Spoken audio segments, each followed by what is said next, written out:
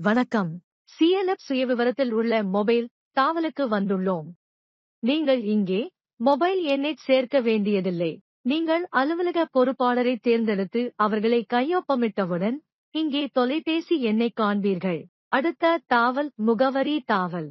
நீங்கள் இங்கே முகவரியைச் சேர்க்க வேண்டும். நீங்கள் பிளஸ் பொத்தானைக் காண்பீர்கள். பிளஸ் பட்டனை கிளிக் செய்யவும். நீங்கள் ஒரு முகவரி வரியை உள்ளிட வேண்டும்.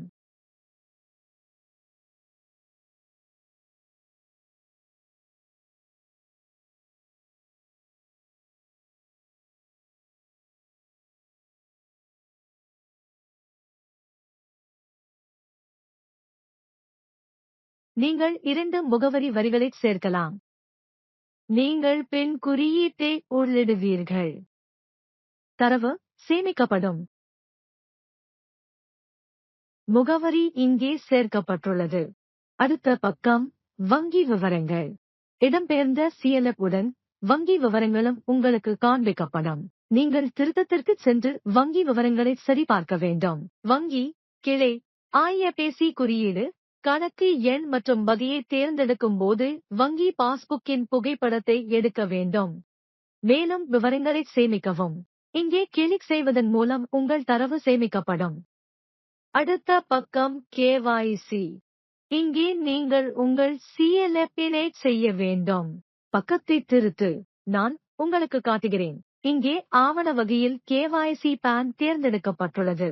PAN எண் கொடுக்கப்பட்டுள்ளது அல்லது நீங்கள் இங்கே PAN புகைப்படத்தை உள்ளிட வேண்டும்.